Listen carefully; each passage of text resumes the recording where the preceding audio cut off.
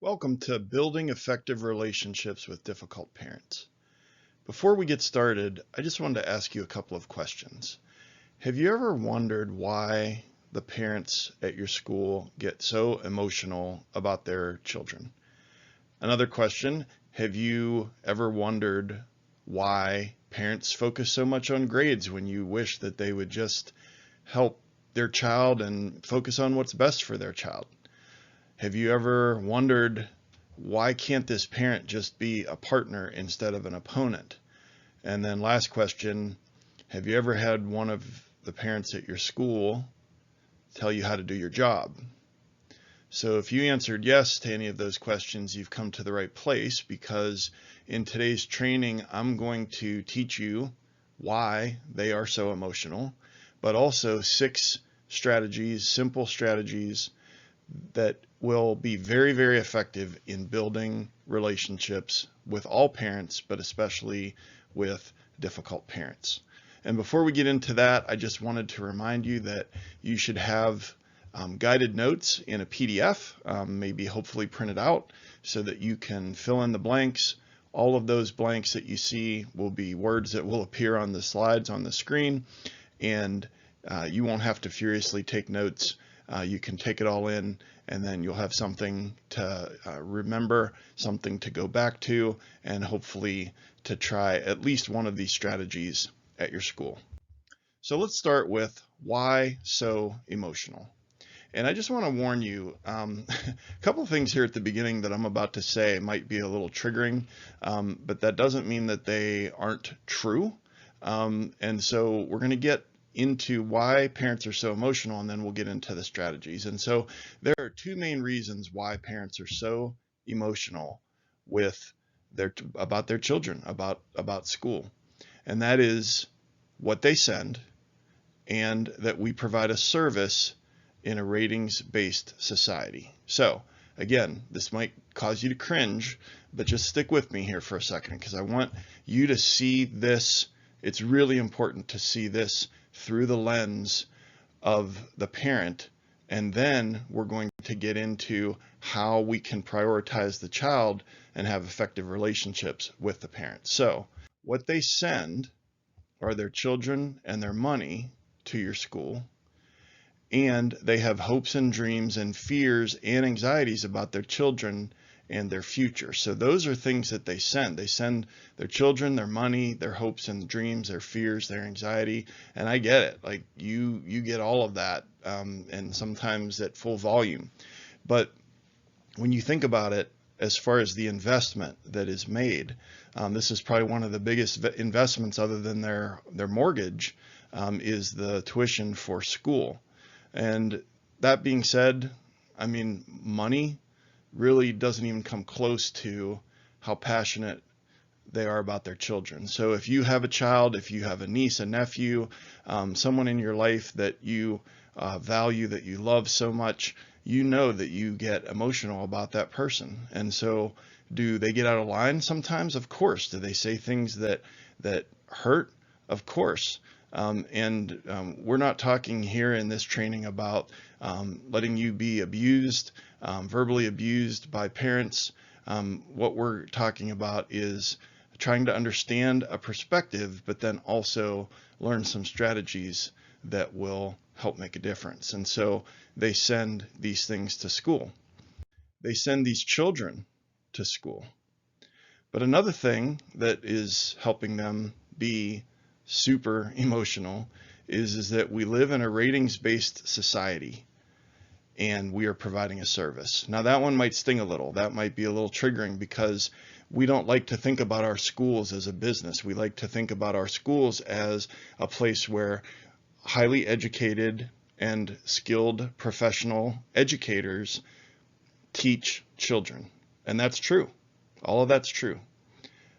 We don't like to think about it, but think about the fact that in our country, in the history of our country, the voice of the consumer has never mattered more than it does today. I'll give you a few examples. The Uber driver, 3 out of 4 stars. The Travelocity review, the review on Yelp, all of these places where you can just immediately, when you're checking out at the grocery store, 4 stars or 1 star, ratings-based society. And so I'm not saying that that's right. I'm not saying that it doesn't feel gross and disgusting sometimes, but here's what I'm saying. I believe that it's unreasonable to think that our parents are going to turn off that part of their brain after rating 4 things that day when it comes to the dinner table or the back seat during carpool on the drive home, and they're talking about school.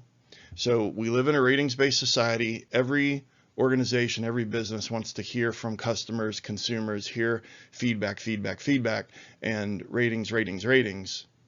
And then we want them to turn off that part of their brain when it comes to school. And that doesn't always happen. And so that's the lens. And like I said, it kind of feels gross, but the lens will help us with the strategies. And here are the strategies. So 6 steps to building effective relationships with difficult parents. See the wall. Number 2, remember the child in the chair. Number 3, know the 5 C's. Number 4, turn listening into your superpower. Number 5, build trust by keeping your promises. And number 6, surprise and delight. So the first thing that we're going to talk about is see the wall. And I want to do a little thought exercise with you right now. And I'd like for you to pretend that you are one person in this picture, and the other person in the picture is a parent at your school, maybe one of the more difficult parents at your school.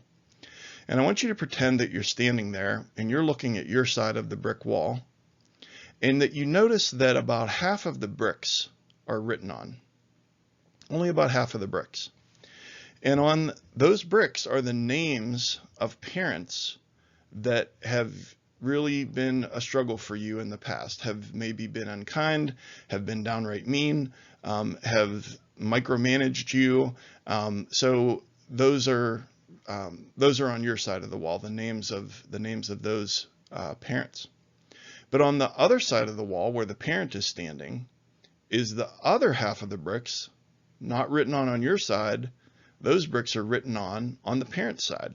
And on that side, if you were to take a peek around the corner of the wall and see what's written on that side, are the names of teachers, the names of coaches, the names of Girl Scout troop leaders, the names of people that in that parent's life that they've dealt with, that taught their children.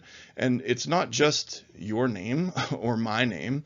I'm sure I'm on the list of, I'm sure I'm on the brick wall of tons and hundreds, maybe thousands of parents and former parents. But anyways, it is not just teachers of their current children, but teachers from that parent's own education, that parent's 5th grade teacher, that parent's biology teacher in 10th grade, that parent's coach, that parent's music teacher. So the parent, all of their experiences with teachers or people in a teaching capacity put bricks into the wall, and you have put bricks into the wall based on your experience, negative experiences with parents. And this wall is the wall of mutual distrust. There is a wall of mutual distrust between teachers and parents. It exists. Now, for some, it's only comes up to your shins. It's only knee high. And those are the parents that you just love to see in carpool. You look forward to seeing them when you see their name on parent-teacher conference night. But some come up to chest high, and some go all the way up to the sky, or if you're indoors, push all the way up into the ceiling tile. And there's avoidance, there's dread, I just want to do anything except talk to this parent. And so the first step is to see the wall, but the second step is to do these 3 things. First of all, I must accept that the wall of mutual distrust exists. And then I have to acknowledge that it's my responsibility to take bricks down from that wall, even if the parent never takes down a single brick. That's the hard part. It's like a great relationship. 50-50, I'm only going to be with my partner or my spouse or my teammate, my coworker. I'm only going to invest in the relationship when they invest equally. Doesn't always work that way. But remember, I must remember that my effort in this area will benefit my students. That's the motivation. This is so hard. This is emotional work. This is something that's incredibly hard to do. And the only thing that will make it possible, the only thing that will make it happen, that will do the effort, will put in the effort, will do the work, the only thing are those children. And that's why we got into education in the first place. And so, if we think about this, this wall, we have to accept that it's there. We have to acknowledge that I want to take down bricks from that wall so that we can see each other, so that we can communicate. And then the effort in this area will benefit my students. So that was step one. Step two is to remember the child in the chair. So several years ago at my school, Dr. Heidi Hayes Jacobs came to our school to do a 2-day professional development. And Heidi Hayes Jacobs is the author of Curriculum 21 and some other curriculum books. And one of the things that she does at the beginning of every PD that she leads is that she takes a chair, she drags it to the front of the room, and then she asks us to close our eyes. And she asks us to picture one of our students. And I'm going to ask you to do that, whether you feel comfortable closing your eyes. Just picture a student sitting in that chair in this photo. Picture that student. And then Heidi Hayes Jacobs would say, okay, now everything that we're going to do in this PD from now on, we are going to promise that it is going to be in the best interest of the child in the chair. Remember the child in the chair. And so I would ask you that if we're thinking about this training is about building relationships with parents in our private schools, very difficult to do.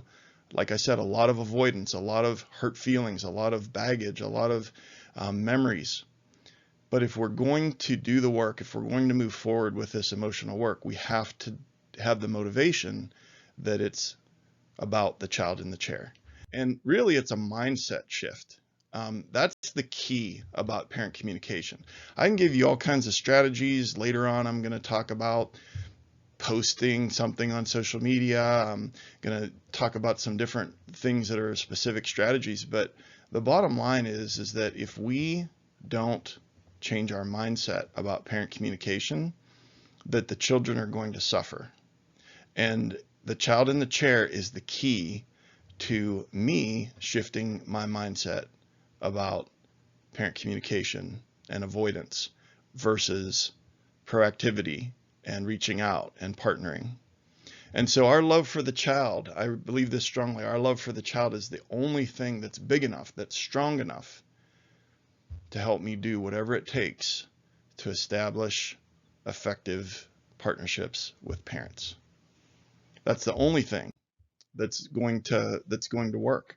And so as we think about the steps to effective relationships with parents, first of all, it's that wall of mutual distrust. We've both put bricks on that wall.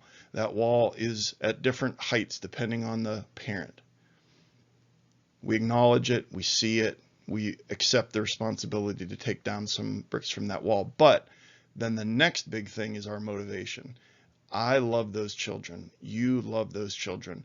And that love is the only thing big enough. It's not your head of school. It's not your principal. It's not your paycheck. It's not anything else that is going to motivate you to do the hard work that it takes to partner with parents. It's the love for the child. So, number one, see the wall of mutual distrust. Number two, remember the child in the chair. And number three is to know the 5 C's. All right, the 5 C's: competence, confidence, care, consistency, and collaboration. So we're going to talk about these for a few minutes. And first of all, competence. So basically, this one is very self-explanatory, but when we go somewhere to do anything, whether it's out to eat or whether it's to have to have something work done on our home, whatever it might be, when we interact with another person that's going to be doing something for us, we want to know that they are competent at their job. Okay, so how do we do that? Well, this is the most basic, easiest of all 5 C's. We do a great job. We keep them informed. We make sure that they know the expectations for the class, that if there's a teacher page, if there's a homework page, if there's grade book, if there's a weekly newsletter, that those are happening regularly, that we're on top of things, that we just promote kind of an organized and settled persona or atmosphere when it comes to our classroom, but also when it comes to interacting with parents. And also, competence goes along with timeliness. And so when it comes to timeliness, then what I'm getting at there is, how much response time does your school say that you have to get back to a parent? Probably 24 hours is what most schools say. But also, conversely, if I'm not going to say that you would ever do this, but I'll give an example. And let's say that if a home where both parents are working and they get an email from you at 2 o'clock on a Thursday that says that we need a bag of flour and a yard of felt, green felt, for a project in class tomorrow. That's not giving parents enough time. And then that projects that it's last minute, that it's not planned through, and it doesn't project competence. And then we have confidence. All right, so how do you project the confidence that you have as an educator? Because let's go back to something at the beginning with the parents and their emotions, and with the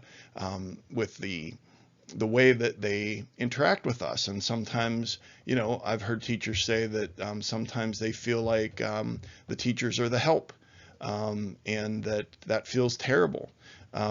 Everyone, like I said before, if you're a teacher, you've gone to college, you have taken exams to prove your proficiency, and much more important than that, you've actually been in the trenches teaching, and you have experience and you're highly skilled. And so you want parents to have confidence in you, but how do you project that confidence? Well, you present yourself as a professional, first of all. If you, in your written communication, in your oral communication, in the way that you dress professionally, if you project and present yourself as a professional, then the parent will have confidence in you.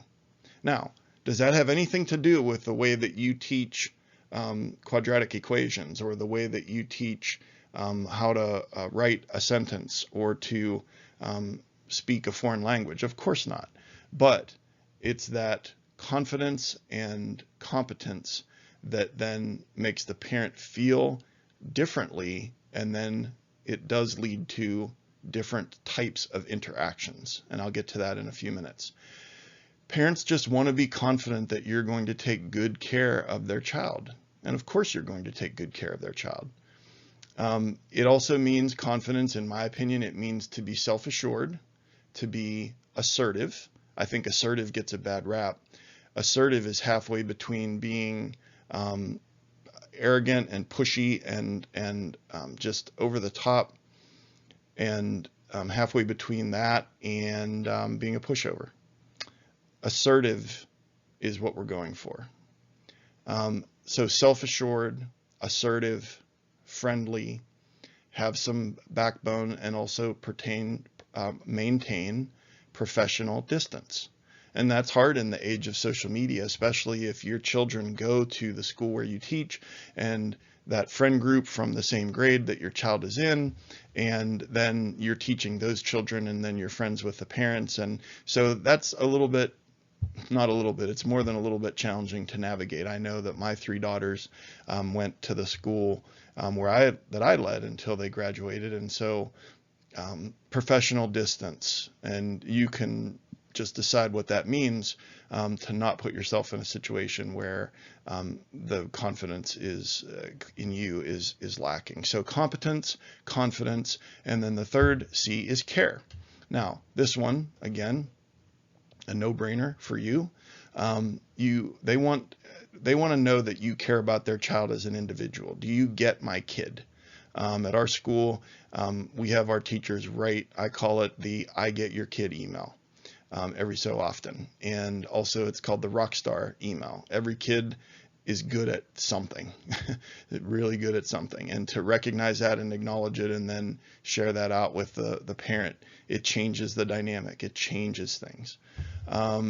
They want to know that you'll keep that child emotionally and physically safe. Of course you will. You would do anything to keep that child safe. But sometimes we just need to make sure that we're communicating that.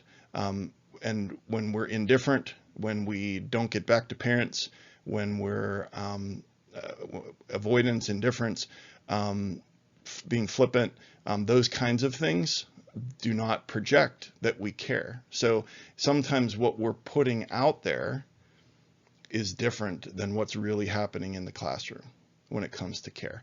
And Teddy Roosevelt once said, nobody cares how much you know until they know how much you care. It doesn't matter how many degrees we have, how much experience we have. Do we care, and do others know that we care about those children? And then the fourth C is consistency. Just that ongoing feedback. That would be the main phrase that I would want you to remember with consistency, is ongoing feedback. And just remember, ongoing feedback about their academic progress and their social emotional progress in your class, that fills the narrative void. So I'm going to explain what I mean by that. If parents hear nothing from you, or hear very little from you, then there's a narrative void. And that narrative void will be filled. Every narrative void is always filled. And it will either be filled by, from time to time, things that you're wrapping up a unit and starting a unit, and here's what we did, here's what we're about to do, and a couple photos. The narrative void will be filled by you with a post on social media, or more importantly, with just the way that you're communicating and interacting with the parent when things aren't at a high emotion level over the things that sometimes things escalate to, but just that consistency of communication. That creates the narrative that you care, and that you're competent, and that you are consistent, and that you're a professional educator. But in the lack of that, in the absence of that, there's a narrative void that will be filled, and it will be filled by the parent Facebook group, or conversations in carpool, or what they hear from the back seat on the drive home, or at the dinner table, or whatever. If there's a narrative void, it will be filled. And so why not fill it with what's actually happening in your class, which is awesome stuff. It's just that a lot of teachers are the best kept secret in their school. And we'll talk about that a little bit more in a few minutes. And then collaboration. And this one might be tough to hear. Collaboration, that we have to acknowledge that you are the expert on math and phonics and how to keep the child safe and their social emotional development at school and all of those kinds of things. But it goes a long way when we acknowledge that the parent is the expert on their own child, their temperament, their best time of the day, worst time of the day, their triggers, their strengths, their weaknesses. There's a lot of things that we know for sure, but there's things that the parents know. And I've seen over the years that the more that we acknowledge the parent's expertise in knowing their child and being the expert on their child, the more that they become our partners instead of our adversaries. And I'm going to say that again. I've seen over the 31 years that I've been a school administrator in private schools, I've seen almost without exception that the more that we acknowledge the parent's expertise on their knowledge of the child, the more they will acknowledge our expertise as an educator. Wouldn't that be great? All right, on to turn listening into your superpower. So I really believe that we have a listening crisis in our country. And I know that where I live, you drive down the road, the main road, and there's all these digital billboards that are flashing, and I've got the radio on, and there's just so much noise. There's so much competing for our attention. It's the attention economy.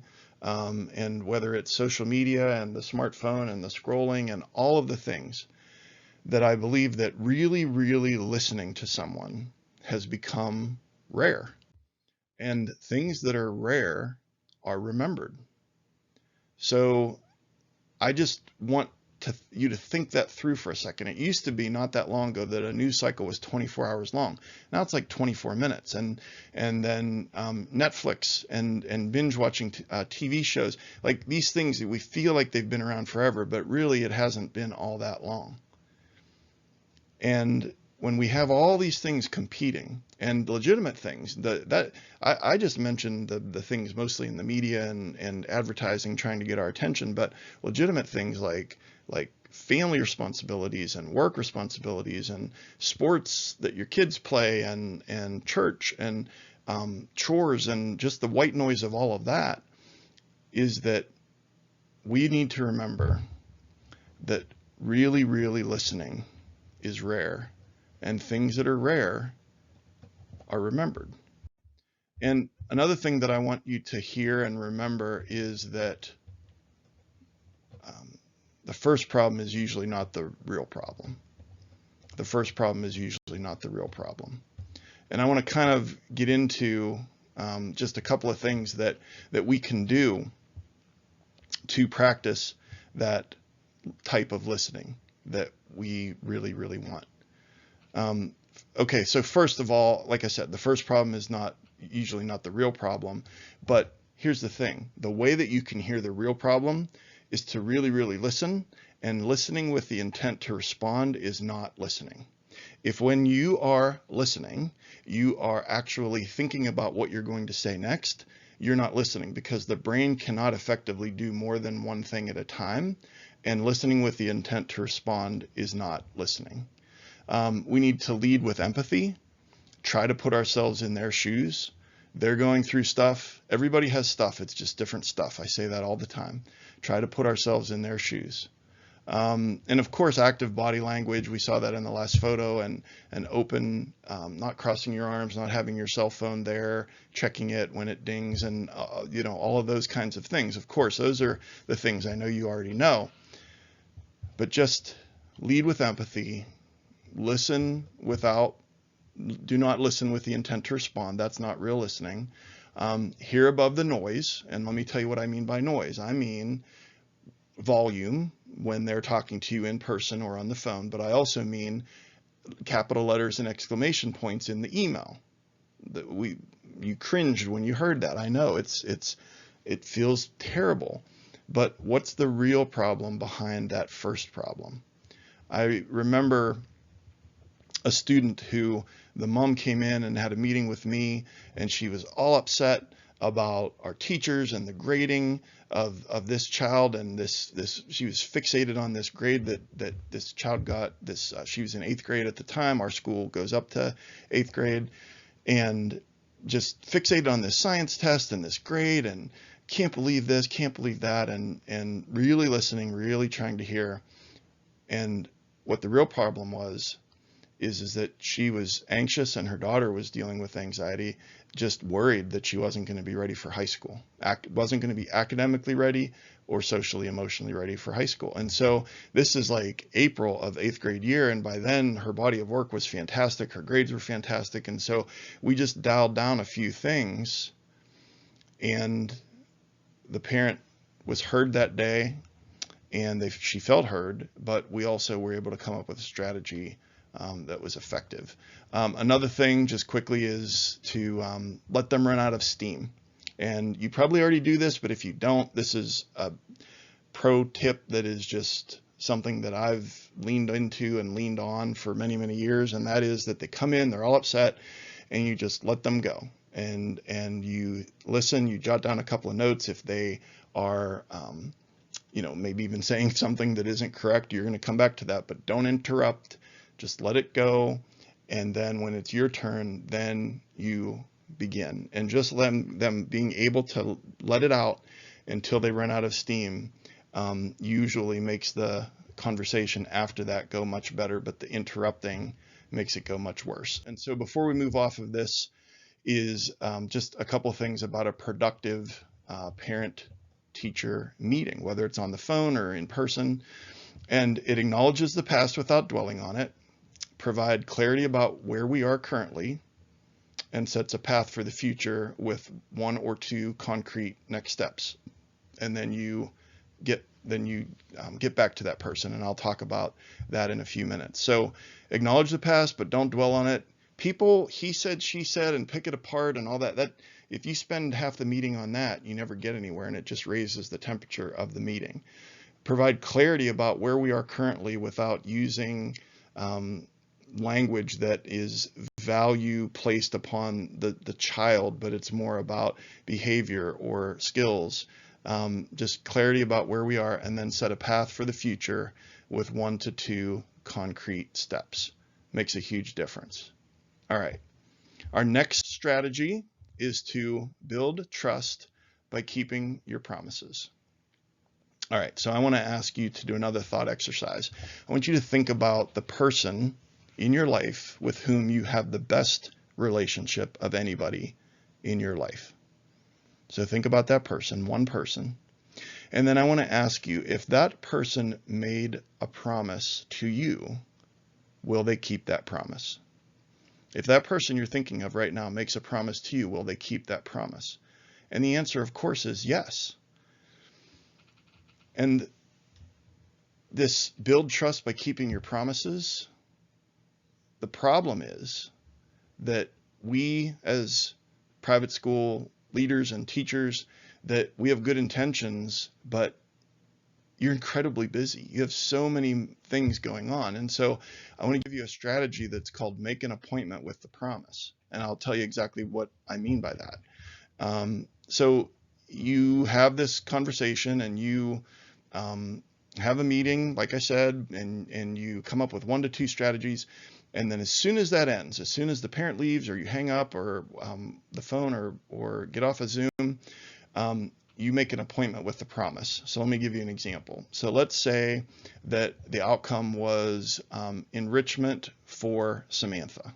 Okay, you literally go into your Google Calendar, and once a week or twice a week, even if it's from 2 p.m. to 2:05 p.m., enrichment for Samantha. And that's going to pop up on your Google Calendar, or on your phone, or on your smartwatch, and you'll remember it. Another example would be check in with Adam, and it could be that your school day ends at 3:30, and so from 3:27 to 3:30 every day for the next 5 school days, and then the 5 school days next week, you literally go in and you make that appointment, and then you check in with Adam. And I know that sounds silly, but here's the problem. Really good intentions plus a busy teacher plus a fallible memory equals a broken promise.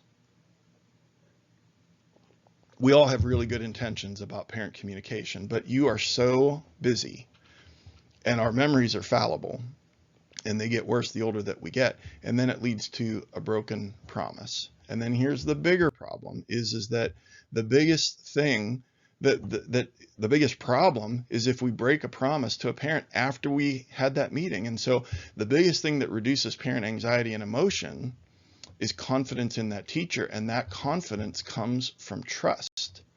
Remember, I said that if you thought about the person that you have the best relationship with in your life, and you ask yourself the question, if they make a promise to me, will they keep that promise? The answer is yes.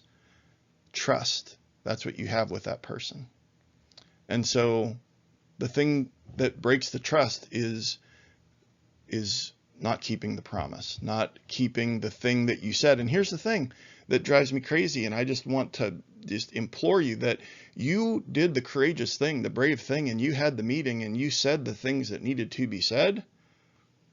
And then it kind of just goes by the wayside because you're so busy and you didn't make an appointment with the promise. And so when you're thinking about ways that you can really make a difference with this relationship, and even with your most difficult parents, when you have those meetings, when you have those times that you come up with something, those 1 to 2 tangible steps, make an appointment with the promise, and you will turn good intentions into kept promises. And then our last step, before I get into a few random tips, is called surprise and delight. So I want to tell you about something that I do every single day at school. So I have one of these Smart Ones or Lean Cuisine, and I have that every day for lunch, and it usually takes about 4 to 6 minutes in the microwave. And I'll just give a quick public service announcement. If you've never eaten one of these, the flavor of the meal never matches the photo on the box, but that's just neither here nor there. But what I do is, while it's warming up, I pull out my phone and I look through my photo gallery from the previous 24 hours, and I see what I've got. And then if I have a photo, I take photos walking around at recess, popping into classes over the course of that 24 hours.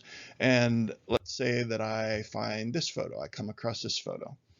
And let's say that the student in that photo on the right, we'll say his name is Adam, that I know that Adam's mom has been concerned about him socializing and interacting and participating at recess, because he's kind of shy and he's kind of been alone near the start of the school year, and this is of concern to her. And so I'll pull out my phone, I'll open up Gmail, and just type in that person's email address. It pops up, after you type a couple letters. I just put recess on the subject line, or put Adam on the subject line, attach that photo, send. That took me less than 30 seconds. But what did I just accomplish? I am now picturing Adam's mom sitting at work, working away. She sees a email notification, and now she opens that up and she sees that. And it's surprise and delight. It's a surprise, it's unexpected, but it's delightful. It's just exactly what it sounds like. But when you do that, and again, it's not manipulative. I really feel strongly it is not manipulative. It is something that you are communicating, photos or just even a sentence or two about a rock star moment that a kid had in language arts class, that you're just telling them about something that happened at school, because their world of work and the world of school, or their world of whatever they're doing at home, maybe with small children or whatever the case might be, those two worlds are very different, and that Venn diagram doesn't overlap very much. And that's where the intentionality comes in with the surprise and delight. And one of the things that I always try to remember is this quote from Maya Angelou, that people will forget what you said, people will forget what you did, but people will never forget how you made them feel. And if you use intentional encouragement or intent and lead with empathy, and you think about what can I communicate, and especially if you know that the parent is concerned about something, be it the academic progress, their reading level is really low, but maybe they're just really rocking it with the reading lately, let the parent know that. Or the example that I gave as far as the social, emotional, and the interaction at recess, let the parent know that. And a couple of ways that you can do that is with posts on social media, just a couple examples from a couple of my teachers. But you don't have to do it that way. You can just do it with email. And it doesn't have to be every day. It just every once in a while. It's a surprise and it's delightful. And the thing that I just want to say real quick before I move on from this and talk about a few quick tips. People don't like to think about private schools as a business, and they definitely don't like to think about parents as customers, because the old saying is the customer is always right. I want you to think about parents as clients. Attorneys have clients. Psychiatrists have clients. Financial advisors have clients. We are professionals. We don't have customers, we have clients. And so when you think about it in a client service standpoint, the thing that comes to mind, and there are some links in your resources at the end of your PDF about Nordstrom's and Zappos, and just these unbelievable surprise and delight types of client service that they've done that have gotten them to have brand loyalty beyond compare, and to just not take it that an online company that used to sell shoes and now sells more things, or a brick and mortar department store like Nordstrom, that's what our private school is. Now, that's not what I'm saying. What I'm saying is that surprise and delight goes a really, really long way when it comes to building those relationships, especially if you're letting them know about something that they've been concerned about. So I want to wrap this up with a few tips, a few quick tips. So in your email, in Gmail for sure, I'm not sure about other emails, there's a thing called undo in settings. And sometimes when I'll hit send on an email, I'll be like, oh no, I sent it to the wrong person, or I put the wrong name in there, or whatever the case might be. It's like that hitting send triggers something. Well, undo is something that you can set for a maximum of 30 seconds, and the email hasn't gone yet, even though you clicked send, and a little word undo pops up at the bottom of your screen, and you can click on that, and then it comes back. It's like a time machine, literally, and it saved me a lot of grief over the years. So settings, undo. Use the BCC line when you're emailing your whole homeroom or your whole class. Some people get really touchy about other people having their email, and if you put the whole class's emails on the to line, then anytime someone hits reply all, then it's filling up their inbox. And so the BCC line. Forward, reply all, copy paste, lots of danger there. Just start a new email. I've done it as recently as a couple of years ago, where I was back and forth with my head of school, and and I said something about this particular parent, and then I accidentally hit reply all, and now the parent is reading what I was communicating with my head of school. So forwarding emails, reply all, copy paste, avoid it.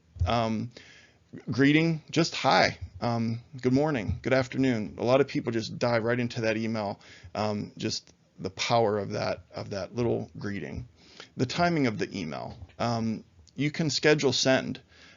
You don't have to reply right away.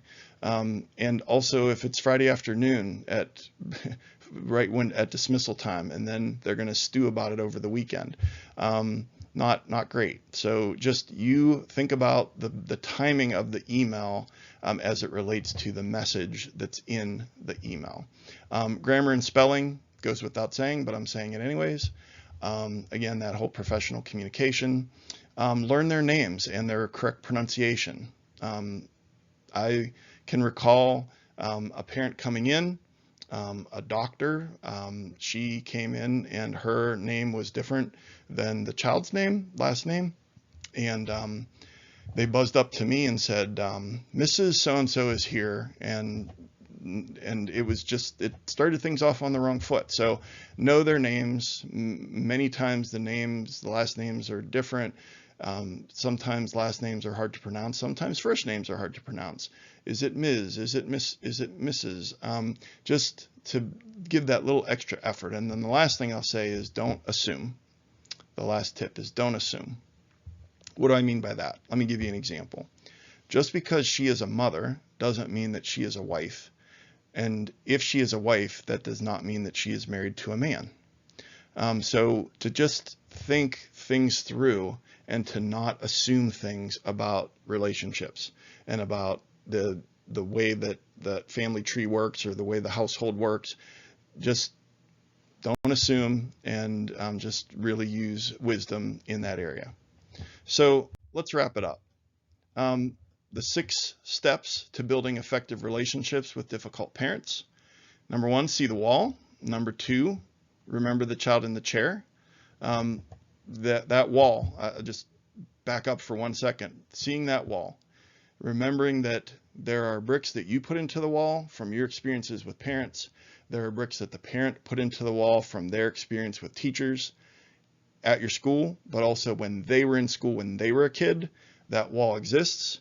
We need to see it, acknowledge it, and remember that the children benefit when we take down bricks from that wall, even if the parent doesn't take any bricks down. Number 2, remember the child in the chair. See that child and remember that everything that we do is in the best interest of that child. Know the 5 C's. And so what does the 5 C's? We have, care, concern, care, competency, consistency, confidence, collaboration. You can just review your notes on those. Turn listening into your superpower. Remember that all of the things that we do if we're listening with the intent to respond, if we're trying to think about the next thing that we're going to say, that just doesn't work. And remember that the real problem is usually not the first problem. Build trust by keeping your promises and make an appointment with the promise, and engage in surprise and delight. And if you only remember 2 things, if you only take away 2 things from this training, lead with empathy and smile. Even when you're on the phone and they can't see that you're smiling, lead with empathy and smile. And I just want you to look at this photo. You've got big smiles that show up every day at your school that look like these kids. I just want you to think about everything that we've talked about today, and then I want to just acknowledge a couple things. Will this be difficult? Yes. Are some of the parents very difficult? Do they make it very difficult? Yes. But are the kids worth it? Absolutely yes. And so I just wish you the courage, the skills that you've learned today, that you would have the courage to implement them, and that you would use it to continue to change the lives of your students. There's resources for you at the end of this PDF. All of your guided notes there. You can just hopefully pick just one. Your call to action is to pick even just one of these strategies and plan on implementing it starting tomorrow at school. And so it's been a privilege to be able to present this with you. I'm Mark Minkus. But again, remember that this will be a challenge, but that child in the chair is worth it, and the kids are worth it, and you have the power to change their lives, and the parents can be partners instead of adversaries, but it's the mindset and the lens through which we view them, and it's all about the child in the chair. So good luck to you. I wish you all the best. You're doing a fantastic job with these kids. And again, thank you for the time for this training, and good luck with the rest of your school year.